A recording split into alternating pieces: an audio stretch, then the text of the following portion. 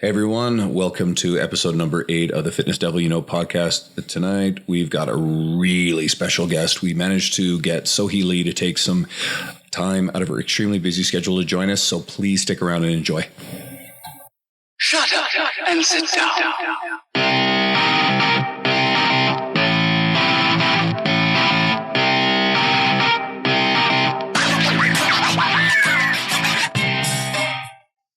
Hi everybody, welcome to episode number 8 of the Fitness Devil You Know podcast. And today we got a really special guest. Sohee Lee was kind enough to grace us with her presence and her time.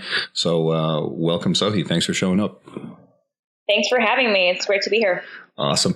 Well, I'll give the audience, I'm hoping a lot of people have heard of you. For those who haven't, I'll give you a quick intro, just a lot of cool stuff. You've got a BA in human biology, and you're studying for your master's in psychology, in particular of eating behavior. You're a certified strength and conditioning specialist, certified sports nutritionist. Guys, hang in there. There's a long list. There's other designations. You interned at Cressy Sports Performance, which is something I didn't know until I looked at that. That's pretty cool. Yeah. You now run your own business in Phoenix. You write for some things like bodybuilding.com, Oxygen, Shape, and other magazines. And you are very closely affiliated with, you work with BioLane, so Dr. Lane Norton.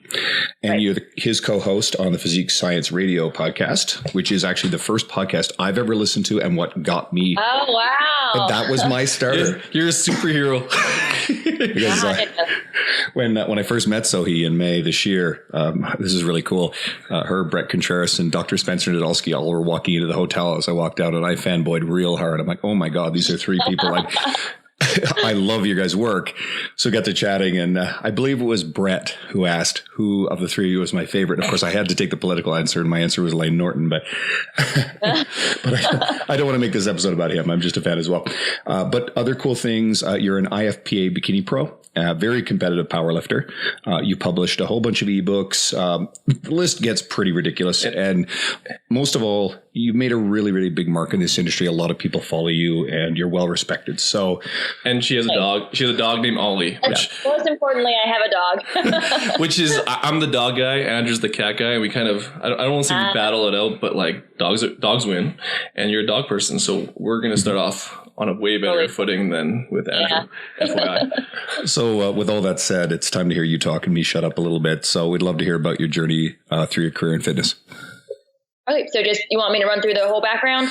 Like just some of the big highlights and kind of where you came from and how you are where you are today.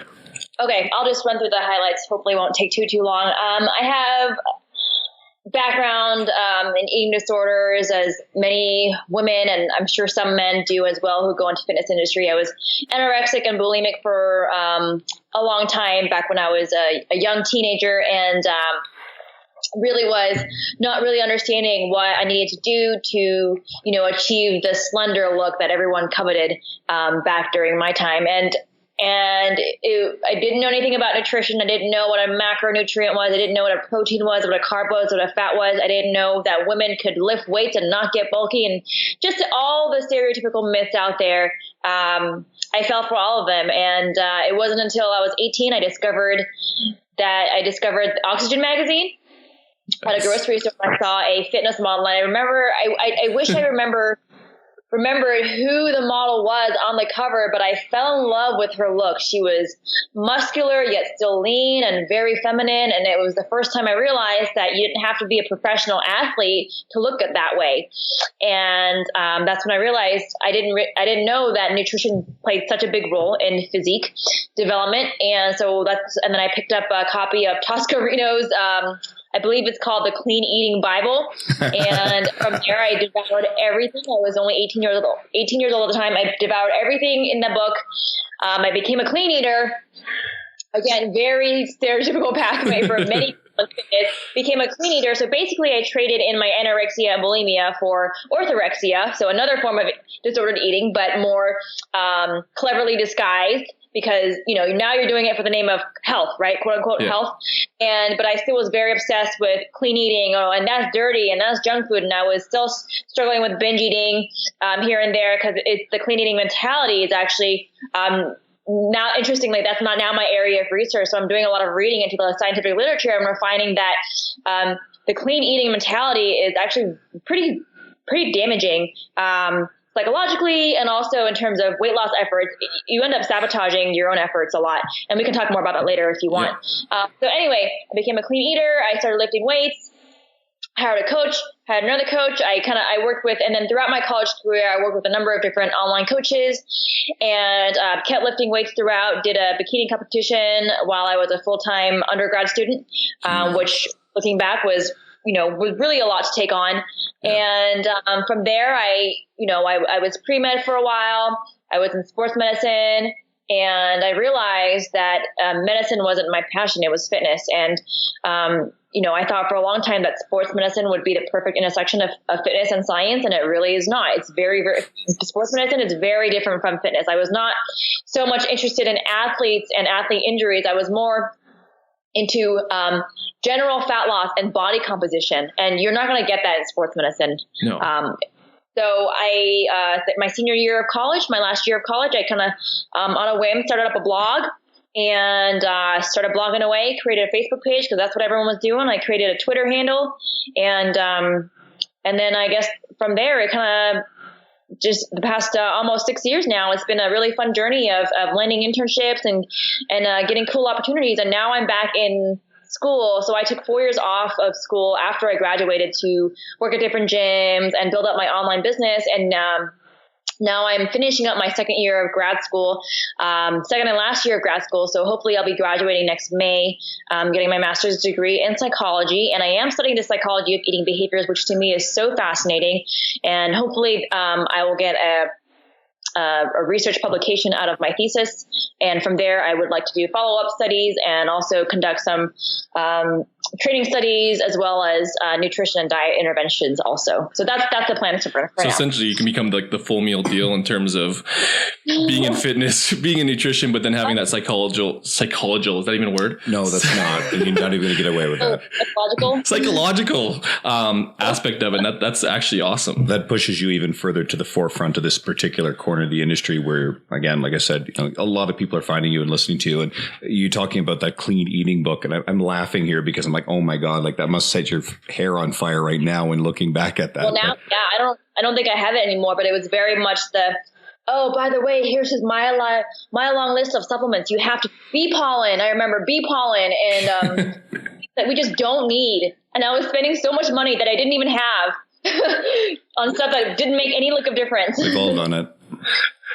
Even if you look back to like my it wasn't necessarily magazines, but it was Teen Nation, and nothing against Teen Nation, but like, man, I wanted every single product those guys had because every article linked to like Anaconda and like you gotta get this protein, and it was all double the price. God, I love Teen Nation because so many brilliant people have written for it, and yet there's also so much crap in there that it becomes a very good exercise for anyone with trainers who are learning or experienced fitness like people, enthusiasts, to be able to teach yourself, okay, how to filter the good information from the bad. And Teen Nation is a perfect example of learning how to do that. Well, and I was like 17, I think 17, 18, 19. Like I didn't have those skills. I was playing football and I was like, man, these guys look jacked. You get these products. And little did I know, I didn't. But man, I spent a lot of money, probably like you. It was great at the same time. Yeah.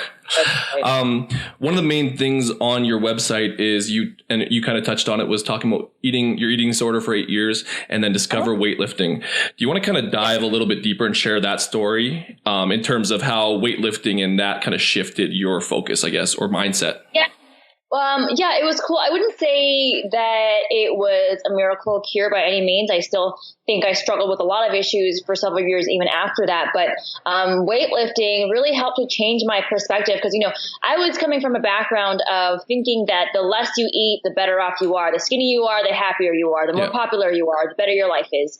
And it took me a little bit to realize that skipping meals and missing out on social events and losing my personality and losing my friends because I was never around them anymore. I didn't want to hang out with them anymore.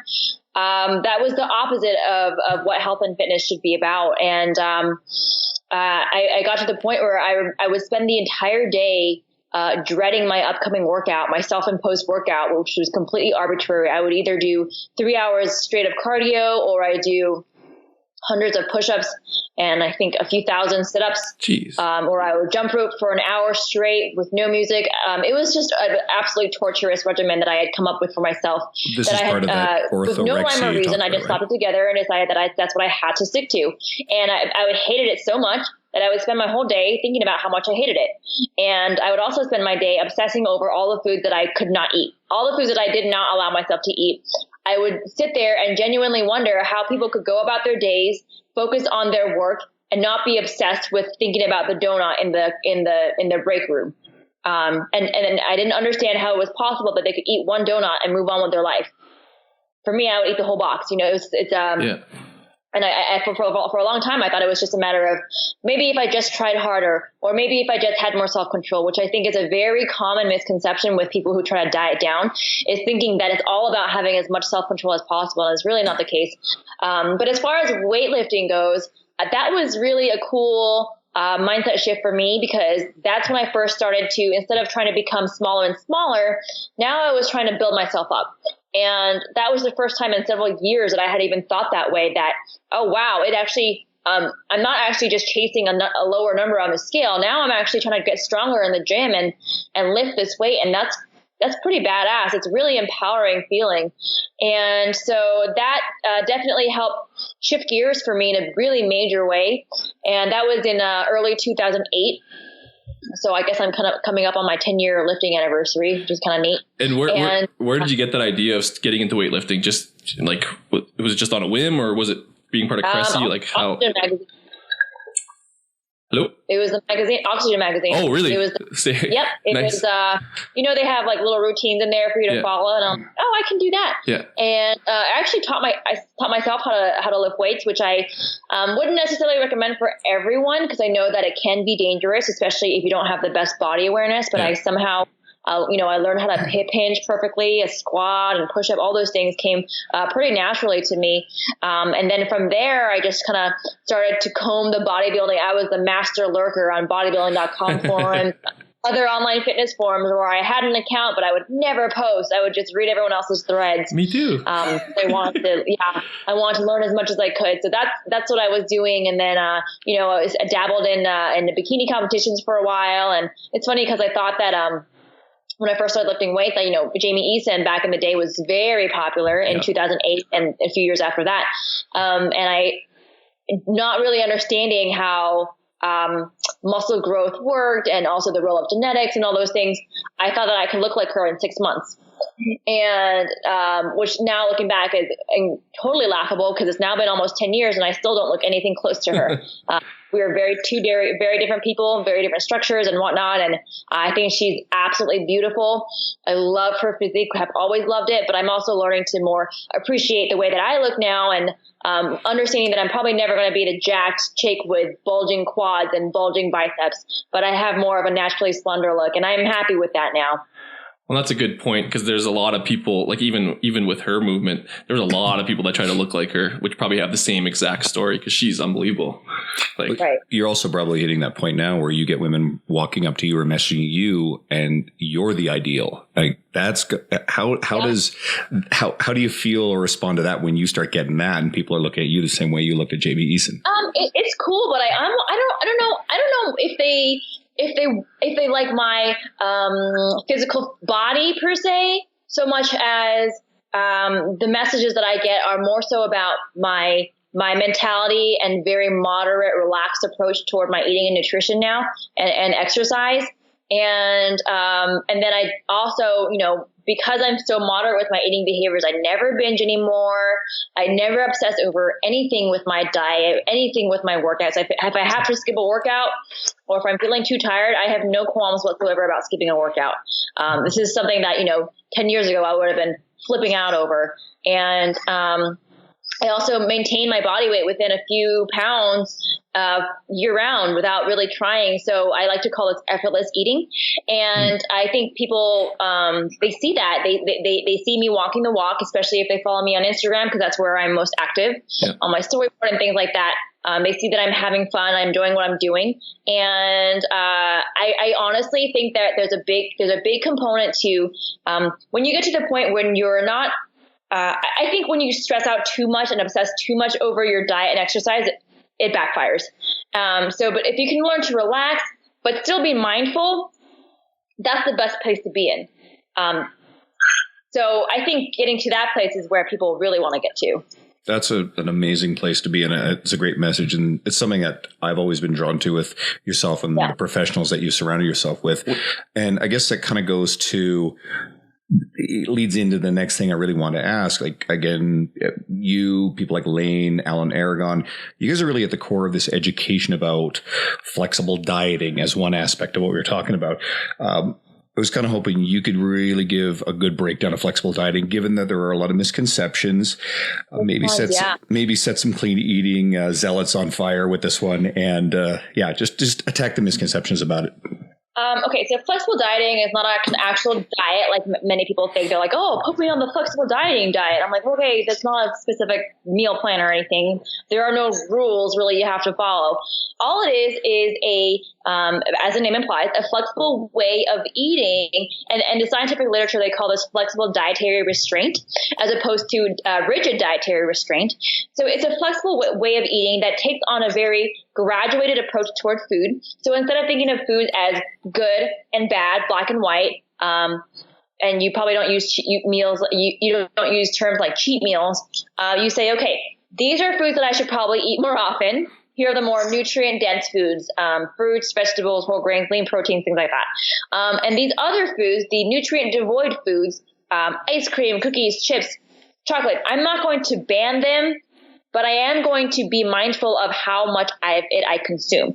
So the general recommendation for flexible dieting is to have a minimum of 80% of your daily calories coming from whole, minimally processed, nutrient-dense foods, and then leaving 10 to 20% of your remaining calories as, I think it's Alan Aragon, he calls them discretionary calories. So calories can be to whatever you want. It can be just sugary junk food goodness. And what's cool about this as well is that flexible dieting is actually associated with lower eating disordered behaviors, lower rates of binge eating, lower rates of yo-yo dieting, lower rates of weight regain, and just general healthier life.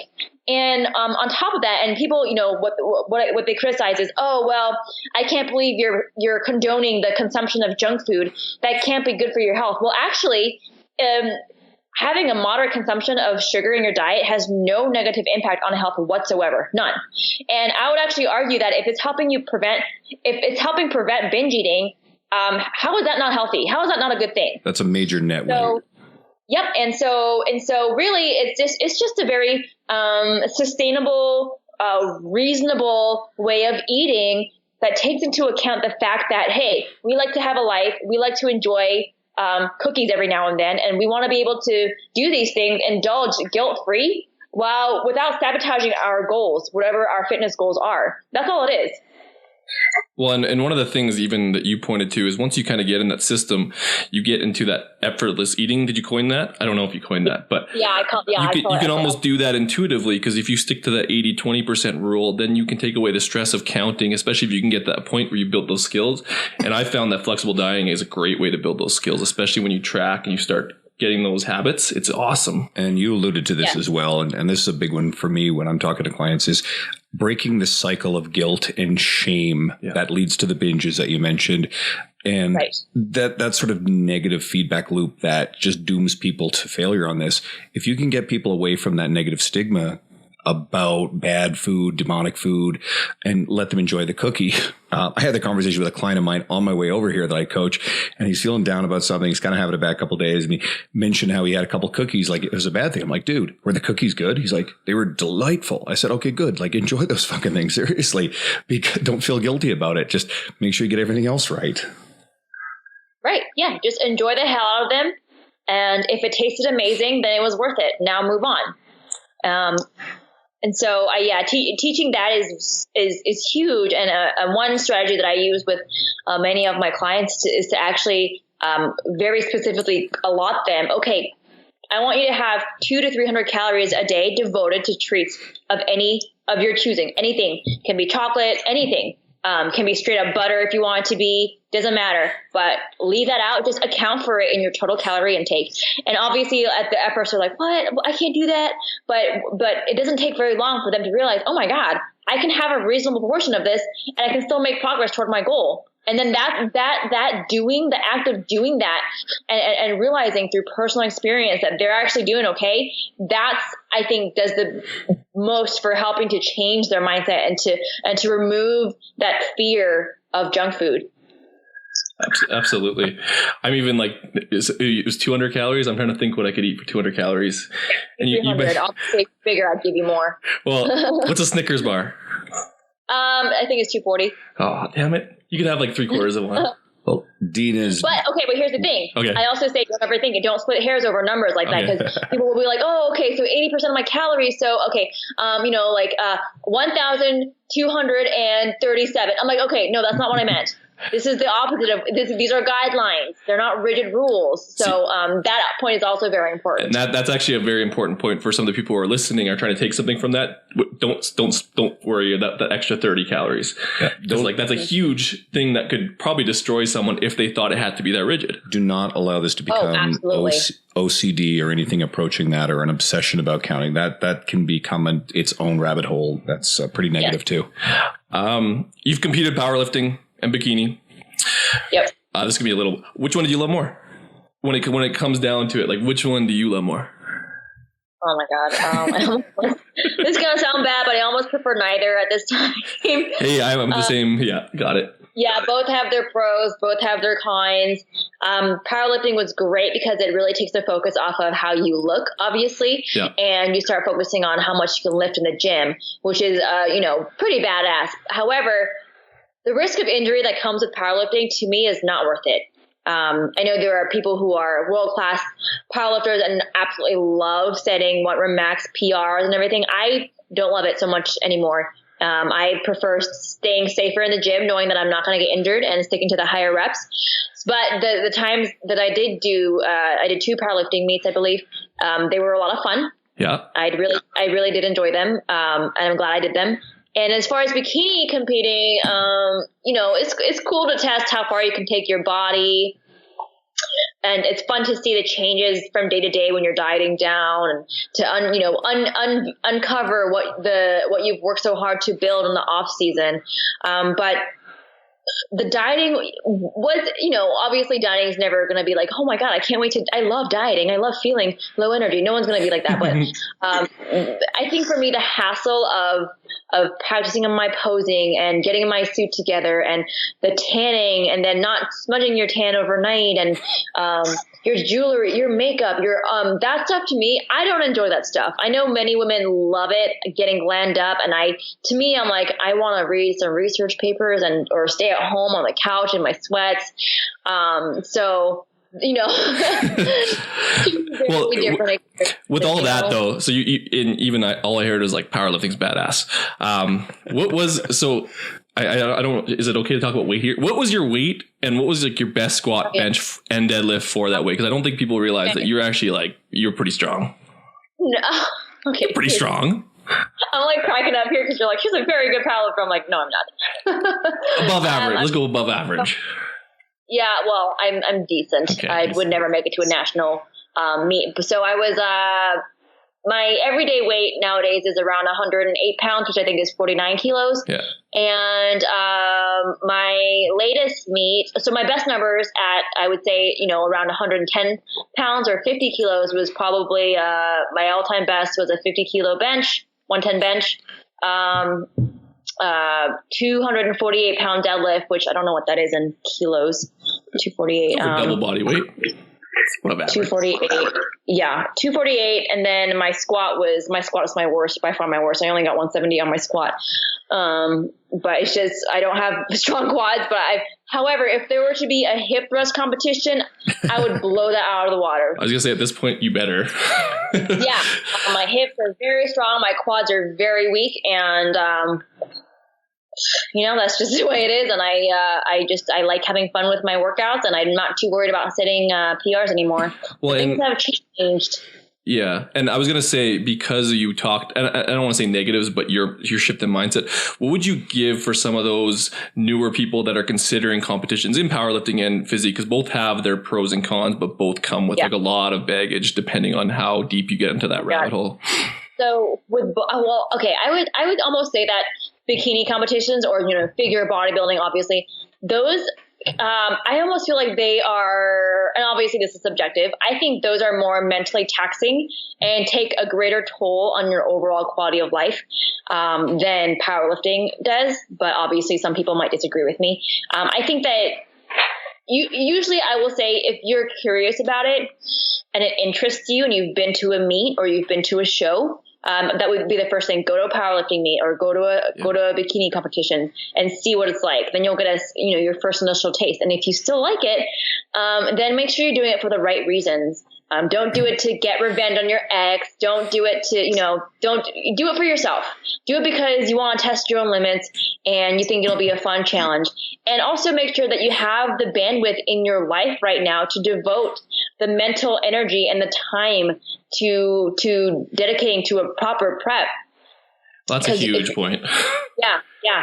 Because if you're a full-time student and you're also a mom and you're also traveling every weekend, probably should not be trying to diet down. And you also like partying and you're not willing to give that up. Yeah, maybe not, So that's not going to fit. One of my big pet peeves is there are some coaches out there and their goal is to force everybody, and sometimes it's often women, they push into powerlifting. They always try to push them in that direction. And I think then it's the coach serving their agenda and their preferred way of training and advancing their own narrative, as opposed to ultimately doing what is in the best interest of the client. So I like for people to find these sort of things on their own. Well, and I like the bandwidth. I like you, man. You got some good coin terms. I'm going to use that one. I'm stealing that one. The effortless dieting, and do you have the bandwidth available? Yeah. It's great. I love it.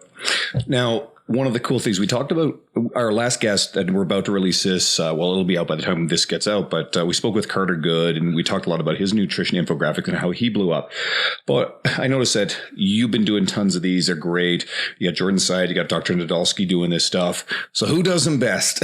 And do you actually think that, what kind of difference do you think these things are making now that they're becoming more popular on social media? Well, yeah, I think everyone has their area of specialty and maybe we cater to slightly different audiences, but for the most part, I think these infographics are great, especially for beginners who maybe feel really overwhelmed by all the information, all the conflicting information that they get about health and fitness and weight loss and dieting and all those things out there and lifting weights.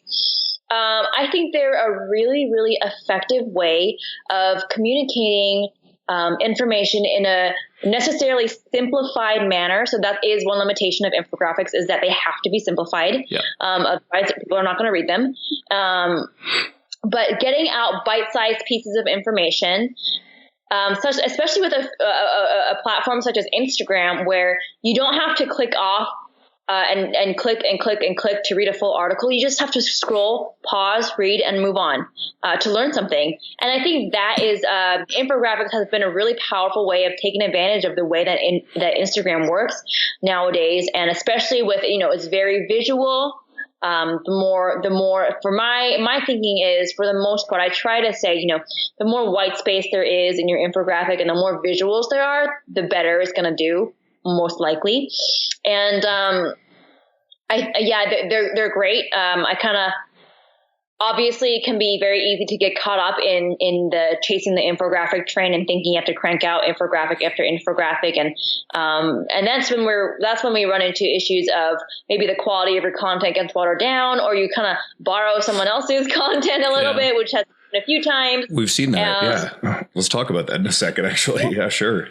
And but otherwise, I am very big on stick to your lane. If something is not within your area of expertise, don't write about it. Probably same as with blogging. This is, I think in a way, this is the new blogging. And I'm not saying blogging is out of date by any means. I think they're really great, and there are things that blogging can do that infographics cannot do. But for a lot of people, I know that the idea of creating an infographic and a short caption is a lot less daunting than writing a 2,000 word article And this is why they've been doing so well, you know? Well, it'd be interesting to see what happens, because like right now, like I'm just doing the timeline. This thing has taken off in a year. I just hope it, like you said, doesn't get watered down to the point where everyone's doing it, and then we can't decipher the good and the bad. And that's because right now a lot of the good people are doing it, and it's easy for people. But when everyone starts doing it, then that's kind of when it's going to get watered down. I mean, I see that too, and we're already starting to see it. But I think that the good people are going to get the notoriety. People are going to follow them. Yeah. I'm not too worried, because guess what? Like, there's tons of people out there writing blogs. There's tons of people out putting out every kind of fitness content. This is just a new vehicle for fitness content delivery, and a really, really good one. The good people will always show good quality. The other stuff, the fluff, it just will not catch on. And the industry's pretty smart at knowing who is legit and who's really, really good, and then just tuning out or sidelining the people, not giving attention to the people who they're not delivering good quality. And then, of course, as you talked about, alluded to, the people who are stealing content. So, and I've saw your posts about some of the people that have been stealing your stuff. And if I remember correctly, I mean, one of the girls, I remember meeting her and shaking her hand in Kansas City, and I was kind of appalled. I'm like, oh God. So, you know, like that bothers me. I'm big. The idea that someone would actually steal and be so audacious offends me deeply. Mm-hmm. We have some people who are kind of like, well, there's not much you can do about it. Like, kind of, what are your thoughts about it? I think there's absolutely a lot that we can do about it. Absolutely. And for, you know, for me, I had to call out another woman earlier in the year, and it was not fun for me, but it just got to a point where I had contacted her privately. I had a very nice exchange with her, and I felt like I had gotten duped, where she pretended to, you know, oh, I learned my ways. I thank you so much for you've been so gracious. I'll never do it again. And then a few days later, she's doing the same thing. And I'm sitting here like, are you kidding me? You know, we had a private exchange, and I gave you a chance, and you know, acted all remorseful, etc. And you know, by the way, if you put anything out on the internet, people are going to find it eventually. And yeah, so I ended up, you know, publicly outing her, which honestly, it didn't make me feel very good, but it felt like it kind of had to be done, not just for her, but more so to a general, you know, hey guys, this is complete bullshit.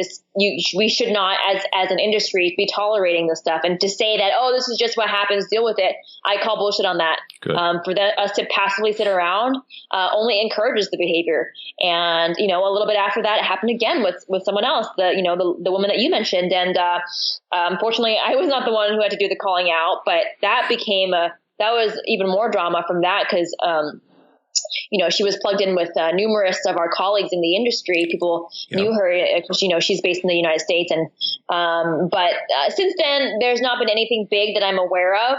Obviously, there's just been, you know, just here and there on Instagram, your infographics, they very conveniently white out your name or whatever. And Instagram is actually pretty good about taking down content that you report for copyright violations now. So usually, you know, trying to contact them privately doesn't actually do anything. You usually just get blocked or something. So going straight to the authorities is a good way of doing that. But yeah, I don't have any tolerance for that. You know, if two people independently end up coming up with similar content, that's something entirely different. But to steal someone's work verbatim, word for word, or to steal their graphics that they worked hard on making and then just changing the name, that is blatant disrespect. And that makes me very, very angry. Absolutely. Shit, that's crazy. Yeah. And if for anyone who, especially like people who know me and Dean personally from Edmonton, who are just now like literally discovering, I'm going to say two things. One, go follow Sohee, please, on your Instagram. She's amazing. Like, you're going to get to see the stuff we're talking about. You know, she's one of the best in the industry, and I firmly believe that. And then you are always positive. There is no negativity anywhere near your content. I don't see negative, divisive, combative type stuff. And we have some friends, and you have some friends that are really great at that stuff, and they make it work. But if you're actually calling out someone and going after something like this, then that really means a lot. Well, it has more of an impact, I think. That's what I figured as well, because everyone before them was saying, oh, you were so positive. Yeah. I'm like, you must be really pissed off. And you're like, yes, you're like, correct. This bitch. They're like, oh, geez. I am shaking. Yeah. I was physically just shaking from anger. So, yeah, I definitely try to keep things positive, but I also try not to be too positive where it's like painfully fluffy and, you know, the frou-frou. bullshit. So I think you're doing a good job. Like, you throw in a few swears and stuff, and and good. you know what's funny is some readers of mine I've read comments about me online saying like, oh, she's really short with you, and yeah, because like my direct messages blow up every day on Instagram, and I'm not going to take the time to write out a formal introduction to you and all these emojis. I'm going to answer your question and leave. So in that regard, some people say, oh, she's really unfriendly and cold, but I'm just getting the job done. You got a life. You got a life to live. What about Ollie? Are you how are you with Ollie? Ollie's her dog. Oh my God. Are you strict? Do you like let him off the leash a little bit? Yes and no. I kind of melt around him. He's been with me. He just turned 5. He's been with me since he was 8 weeks old, and he's followed me all over the country as I moved from job to job and everything. But no, I'm not nearly as strict with him as I could be. God forbid he steals one of your infographics, gets on Instagram. Let's switch gears a little bit. So it can seem like there's a losing battle against obesity statistics. How are we doing in your eyes and the fitness industry, us as a whole? No, we haven't been doing so great. I think we're making the right steps to get better. It was a well circulated graph that researcher Stefan Guyonnet put together not long ago. I think it was maybe 2 years ago. But anyway, it's a graph showing a line of obesity rate increasing over the years pretty steadily. And then there's also a line showing carbohydrate intake over the years. Yeah. And many people like to blame carbs as the cause of obesity. However, you will see from the year 2000 till now, carb intake has actually been going down while obesity has continued to increase. So for us I think the fact that the myths are still very popular that you need to cut carbs, you need to do this, you need to, here are the magic foods.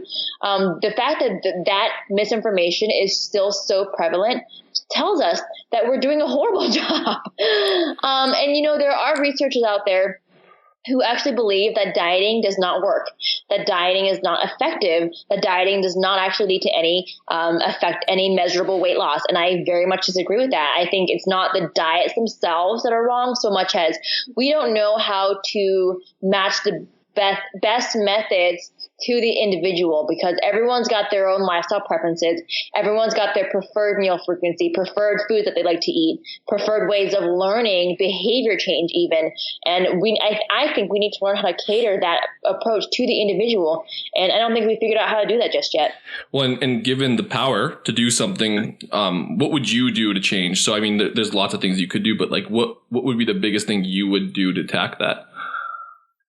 So one of my big things is I'm trying to make moderation cool, which is really hard because I'm going to go on this super moderate diet. No, people want to say I'm on this. Oh my God, you guys, I can only eat these 6 foods and I'm on this 800 calorie a day diet and I'm doing 2. That's impressive, right? People want to feel like heroes. Yeah. They want to do the more extreme approach. And for them to say, yeah, I'm just going to take my time, and just work on this tiny habit one at a time. That's not sexy. So getting people to change their mindsets to where instead of going for the fastest results, they're learning to think, okay, where do I want to be long term? Do I actually want to live my life this way? Do I want to have to live this extreme approach for the rest of my life? Probably not. I probably can't even stick to this for a while.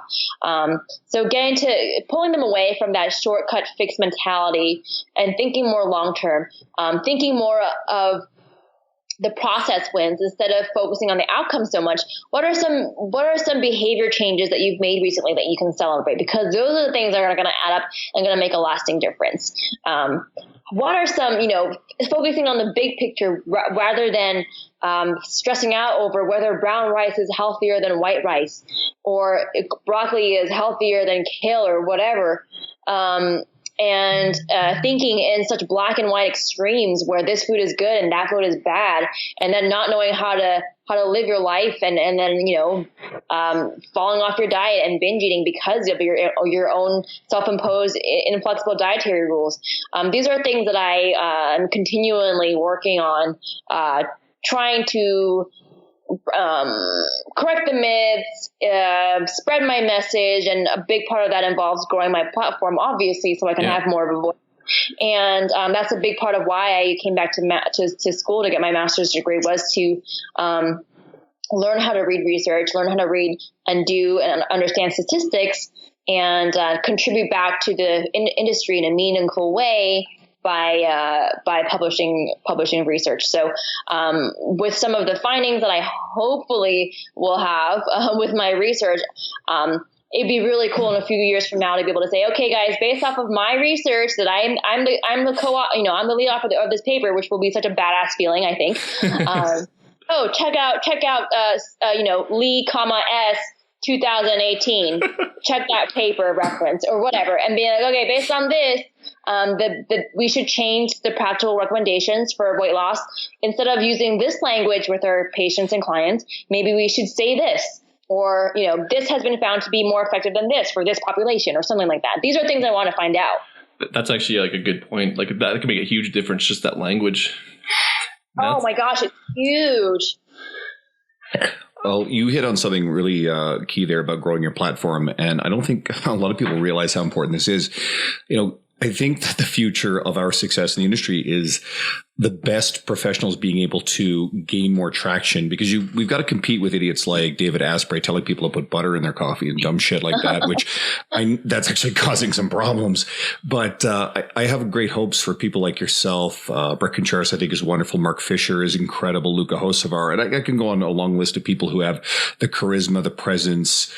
And I think you guys are the type of people who can probably start penetrating into the mainstream to compete with the glamorous lies that we're so often seeing from some of these people who I would describe them as plain charlatans, but yet they've got 4 to 5 million followers on Instagram. You got the Kardashians releasing fitness books and content and shit. And like it makes he's blowing up right now. Yeah. I'm like trying to control the emotions. Good job, Sohee. This shit drives, it's me winding myself up, but it's just my hope that people like yourself and I mean, sure, even with this little humble little podcast we started, we already had a good bit of success. And by getting someone like you on, it helps us grow.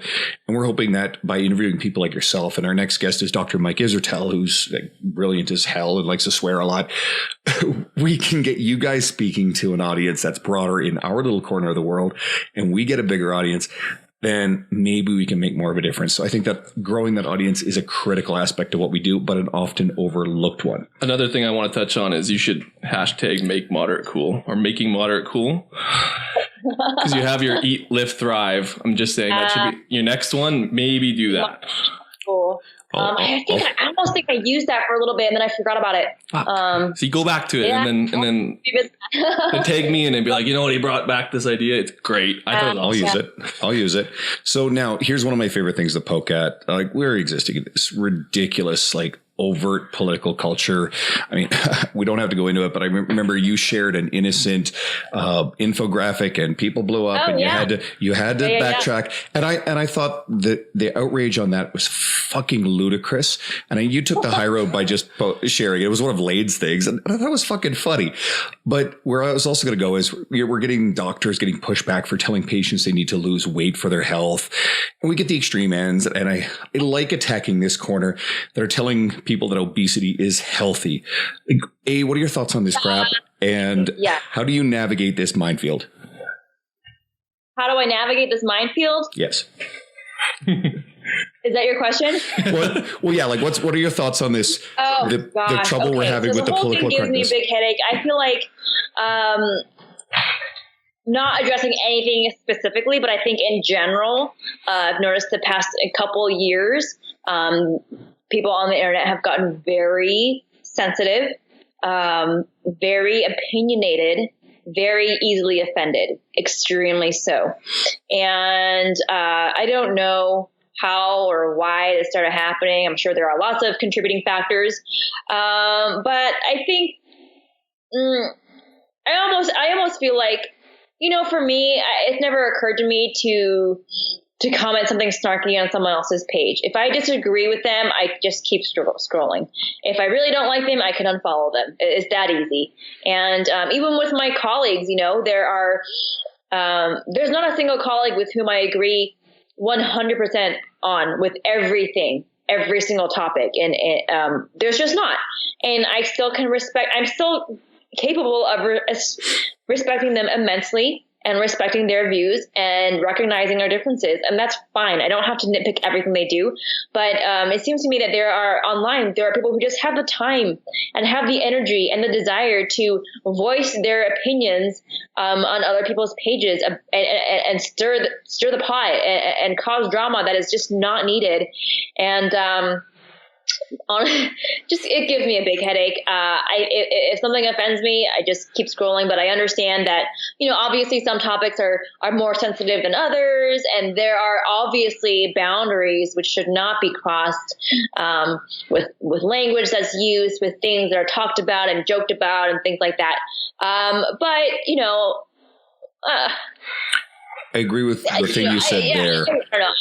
There's a fine line. Like, I don't believe in ever making anyone feel really bad about themselves. I believe fat shaming is a terrible thing. We should not do it. But one of my fears is that we become so policed in anything that we say that it completely shuts down conversation at all, to the point where we can no longer help people who genuinely want to be helped for fear of offending I don't like using the term the Nazis on this. I hate the misuse of that term, but the type of people who are just so militant and so caught up in social justice for the sake of it that it's being applied in directions that are actually causing more harm than good. So, yeah. And, my mission is the same with health and fitness and science. And, I don't think it's going to change. And I obviously keep a pulse on what's going on in the world, but I like to stay in my lane, and you can I learned a good lesson from that one incident. I think it was 1 or 2 months ago now, and definitely will not be doing it again. And I can just learn from my mistake and keep moving forward. But I'm not going to sit around fighting with people online over things like that. That's not what I want to do. And just you speak about your lane. Our audience, we have a lot of trainers and just like a lot of locals and people thinking about starting out in this industry. Could you tell us some key decisions and behaviors that led you to kind of your current success and your settling into your lane per se? Yeah. So the biggest thing I would say is I've been consistent over the years. And I know 6 years is not, it's not that long of a time, but there are also many people who tried to make a name for themselves back when I was first starting, who have since dropped off because they became complacent, or they realized that the work was too hard. They didn't love it enough to keep, putting in the time and energy. And, beginning of my career, I was very open to new opportunities I know not everyone has the freedom to do this, but I was open to moving to anywhere I needed to go to, for my career, since I didn't have a family or anything like that. I didn't have roots anywhere. So that was cool for me, but I was also just, very consistent with my content creation online, on social media. I was blogging, pretty regularly, and always, pursuing new opportunities, always looking for ways to learn more. And once I figured out my strengths, which, at the time turned out I was a pretty good writer, and I had this ability to communicate concepts and teach people things in a very simple, easy to understand manner. And people really liked that, and they were drawn to that. And they also liked when I talk about my own history with my own eating disorder struggles. And so coming off as relatable and talking about my own story, teaching them things about nutrition, about training and things like that, has really helped. And also, obviously, networking helps too. People who in the industry who are maybe doing a little bit better than you are, maybe become friends with them, learn from them, and try to attend conferences, and and eventually maybe you can. This is the route that I would like to go. Not everyone does, is to start speaking more at more conferences and things like that. And from there you can stay legitimate. Oh, the other thing I'll say too is if you're going to have a professional account online, keep it professional. I learned that teaching. Sorry, I was a teacher before this, and you get the right and some things I see just make me cringe so hard. Everything that I post, absolutely, you'll notice I'm not super public about my private life or anything. It's very intentional. Everything that I post on my Instagram, on my social media platforms is very, or at least, somewhat relevant to my career, Except to my Ollie. brand. Except Ollie. No, he's definitely, he's a brand mascot. Okay, he can be part of it, FYI. Yeah.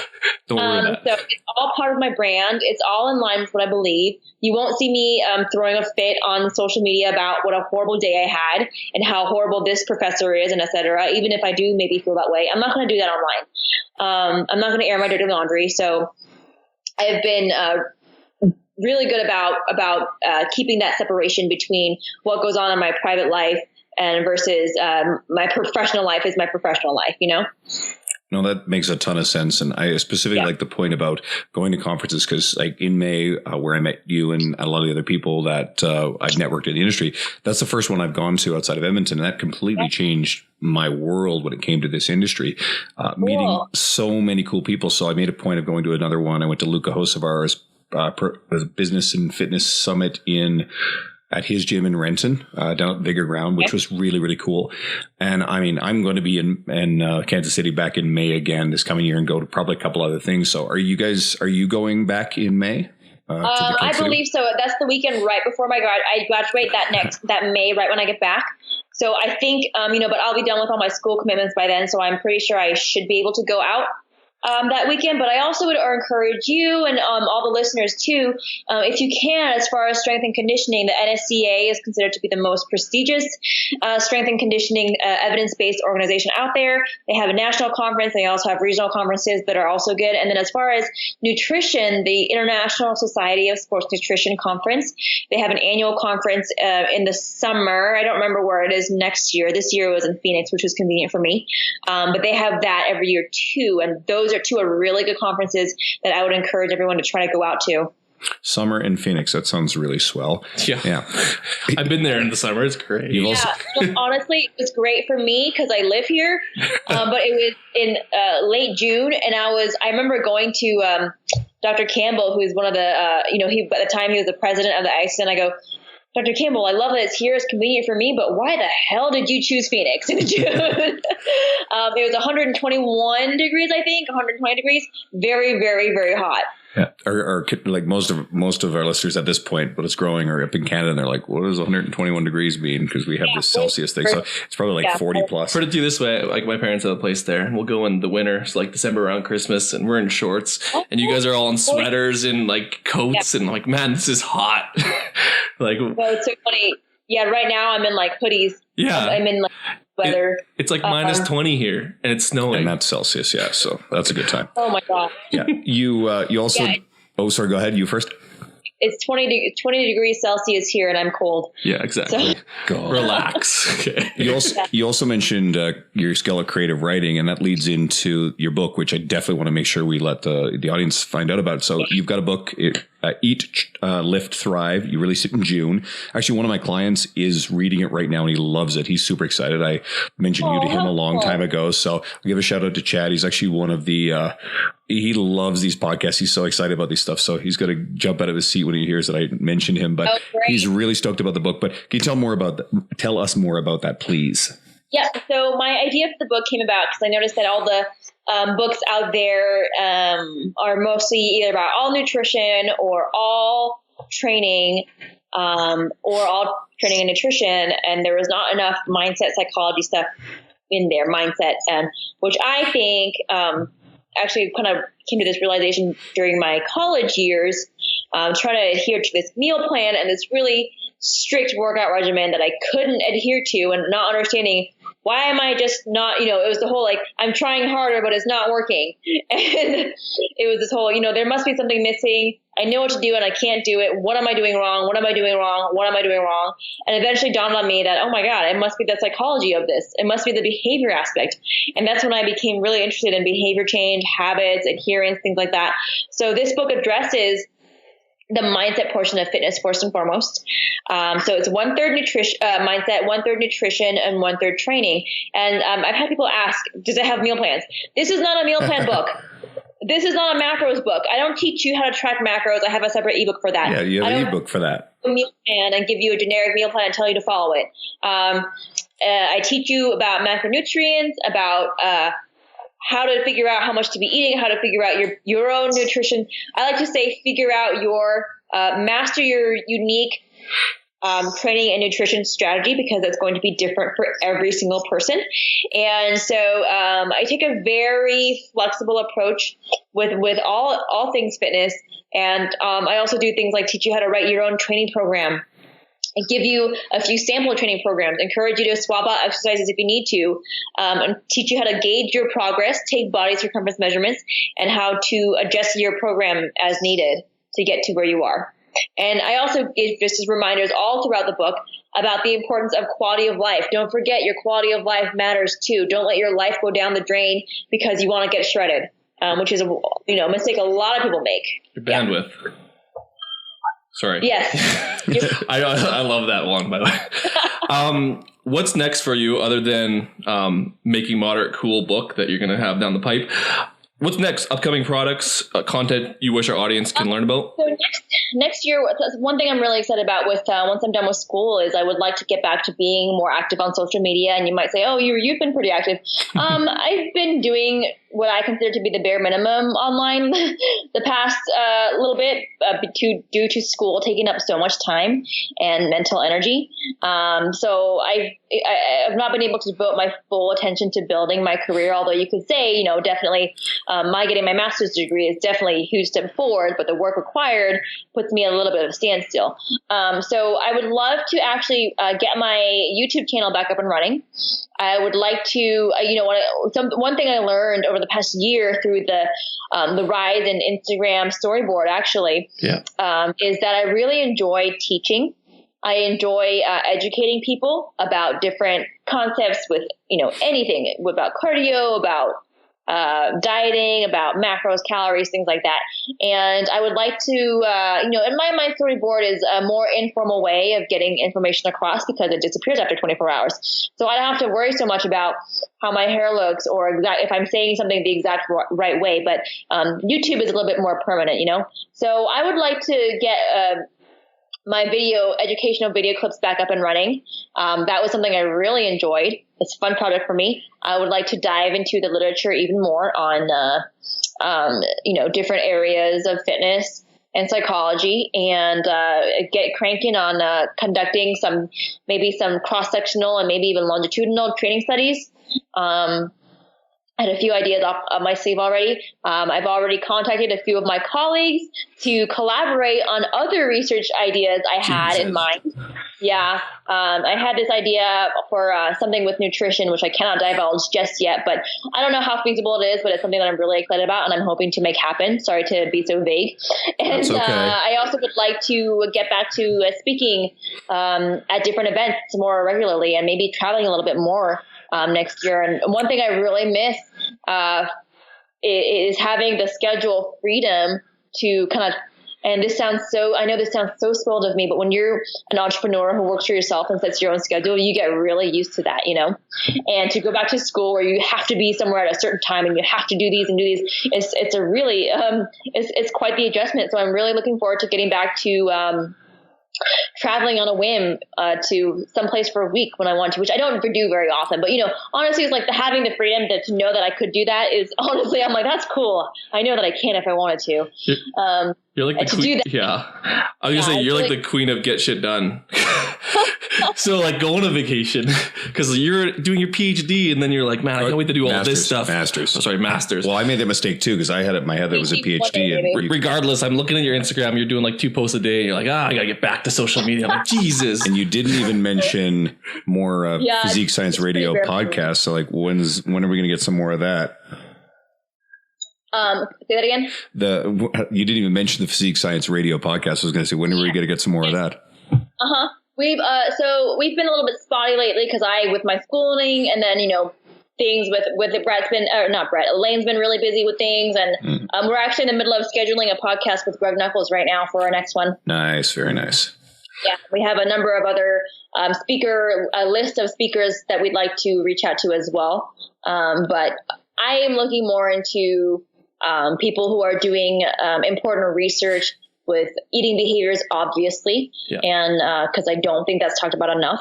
I think it's kind of funny because I find really cool research papers from years ago that I feel like just have been skimmed over. I'm like, you guys don't understand. This is a really important finding. We have to go back 40 years to revisit this. And so I mean, maybe that's something I can do on my own platform, on my YouTube channel.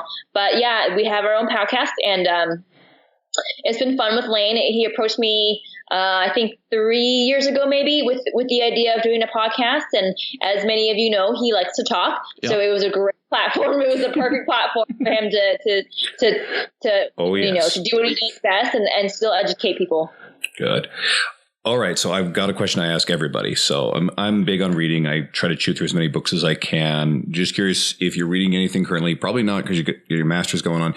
Or is there a great book that you've read that you wish to share with everyone you'd recommend?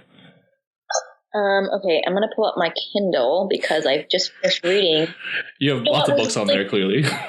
Yeah, okay. So actually Glass Castle was amazing, and it's supposedly a true story by the author Jeanette Walls, and they made a movie out of this book very recently, and it's all about her life, and it's not like fitness related by any means. It was really, yeah, it was more of a leisure reading about her life growing up in just abject poverty, and her alcoholic father who leaves all the time, and her struggles. And basically she grew up to become she moved to New York City and became a very successful journalist, I think, or I don't remember what it was. Anyway, there was a movie. I saw the preview for it or whatever. It looked pretty good. Yes, and the book is amazing. A very very kind of eye-opening and really jaw-dropping, the things you'll read about that she had to live through. And for me to realize, oh my God, there are people out there who have to live like this, I could never would have imagined. So in that way, it was really enlightening. It's nice to not think about fitness every now and then.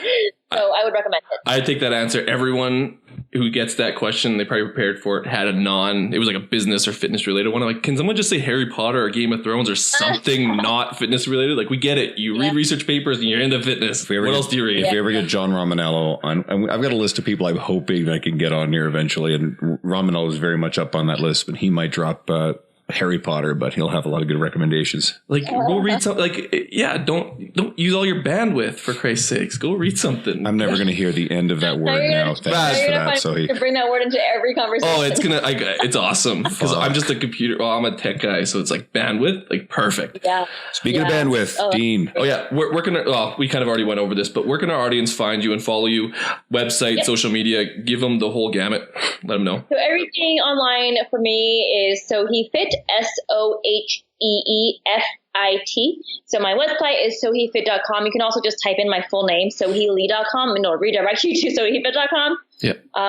Okay. So for those of you trying to make a name for yourselves in the industry, make sure you buy your domain name right away, your first name, last name.com. No matter what, buy it right away, because someone else is going to take it and you're going to have to buy it back, and it's going to cost money. So do that. And anyway, going back to what I was saying, Facebook, Twitter, Instagram, everything is Sohee Fit.